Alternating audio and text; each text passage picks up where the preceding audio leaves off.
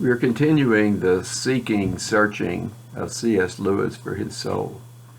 And we see this Sehnsucht idea in C.S. Lewis as he emerges in his understanding of love. We saw that he started off with the friendship with his brother Warnie in the garden, playing with imaginary animals. And so we're going to see how he develops this into his earlier work called Boxen, and that influences his later work on the Chronicles of Narnia. We also see that he grows from this friendship idea to a caring relationship with people, including Paddy's mother, his friend that he lost in the war, and with his caring for his brother throughout his suffering. And so this is called in Greek sorge. Then he moves from sorge, or a caring, nurturing relationship, into what we call the idea of eros. That is, he finds the sensation in life, but he finds it more with being connected with the platonic relationship, or the phileo relationship with Joy Davidman. And then all of this is broken when he goes through these desponding, despairing searches and loses people. And especially, he turns to God and says, "Where are you? Where's God?" And he realizes that God is calling him. He's the megaphone of pain for C.S. Lewis. And so he understands that these things are a way of his maturing from his childhood, his bout with depressing losses, all the way to his adulthood in his senior years. And so ultimately what he turns to is what we call agape, unconditional love. That is, he knows that Jesus will never leave him. He will never depart from him. And so he understands that true relationship with Jesus Christ. And so let's look at some of his earlier works, especially his work with Boxen. He wrote this when he was a child, actually, somewhere around 1904, and developed it all the way through 1915, but it wasn't published until 1985. The seaport, the railway stations were his setting, where he grew up in Belfast, for this spiritual journey.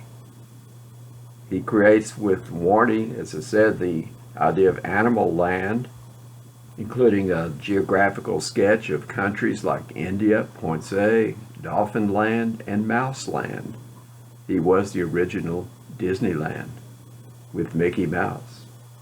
Even though these geographical locations are in the imagination, Lewis is careful including the general revelation of nature for creatures. For example, in Mouseland, the ancient mice believed that at the sunset, the sun cut a hole in the earth for itself.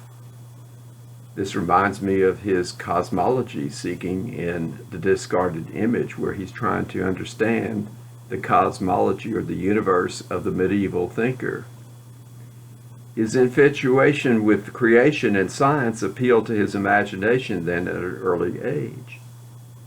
The maps in his sketchbook that we see in Boxen are crudely hand-drawn, although capture his childish creativity of the curious child in a fantasy world. And so he realizes the contradictions of true science in cartography and latitudes, with the climates and the products of many countries being comparatively comparable with the latitudes to which all the maps assign them. Of course, Lewis realizes the juxtaposition of this imagination with reality. And with his own wit, he ends the whole enterprise of constructing a geography to future readings and scholars. How far this puzzle can be solved by assuming the axis of the Boxonian globe, an angle different from the terrestrial, is a question which the present writer, that's me, feels himself incompetent to discuss. He is therefore reluctantly compelled to leave the whole geographical problem to some future boxonologist. So I love it. It's like my pastor mentor, W.A. Criswell, used to invent words. And so does C.S. Lewis in his own creativity, invent and coins new words like boxonologist.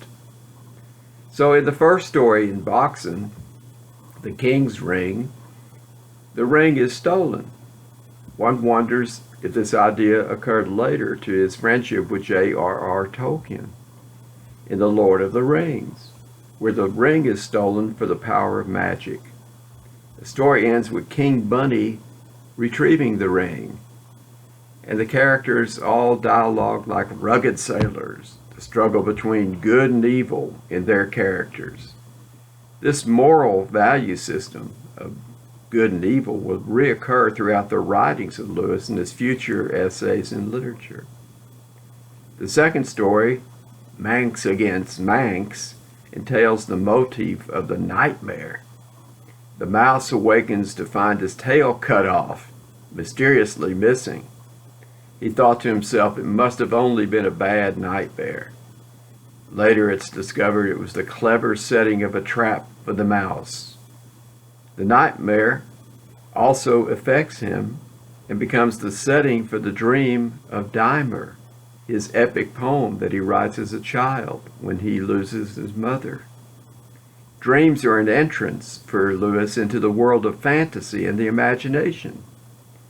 In most of the chronology following the tales of Animal Land, Lewis discusses the succession of kings, rebellions between countries, and revolutions within countries, capturing the historical development of kings not only in his own land, but parallel to the kings and judges that are chronicled in the Holy Bible. Enthralled with this magical world of King Arthur, Lewis enters into his own imaginative world of kings. King Bunny, Bubbish, Hockham, and King Mouse. He includes princes and princesses. The battles of Porcine War and the Feline Revolt are predecessors to Tolkien's great battle for Middle-earth and the great battle for the Kingdom of Narnia. The political struggles and governmental revolutions capture the socialist and communistic influences that Lewis was against in his own time. The class struggle is imminent then between the Commonwealth and the middle class with the rise of the Chesseries. The democratic rising of the Commonwealth is overthrown by the dictatorship of the Balkans. Lewis remarks, the first horrors of the Russian Revolution were still fresh in everybody's mind when he recollects his childhood. The abolition of slavery is a crowning achievement in Animal Land with the restoration of the monarchy. Ultimately, the moral tales and the history of Boxon is for Lewis a conversion to good living by fighting. And the journey of the tortoise, then, conducts itself as a story of a sailor who embarks on a journey discovering good and evil, just as the voyage of the Dawn Treader is a journey of the Chronicles of Narnia. So, in conclusion, we're all converted by this spiritual warfare between good and evil in Lewis, a struggle with the principalities of evil, accepting the victorious salvation of Jesus Christ.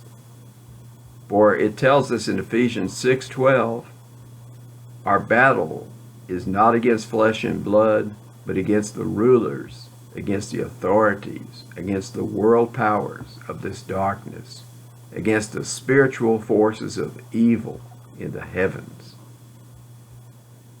Thank you as we continue our study of C.S. Lewis.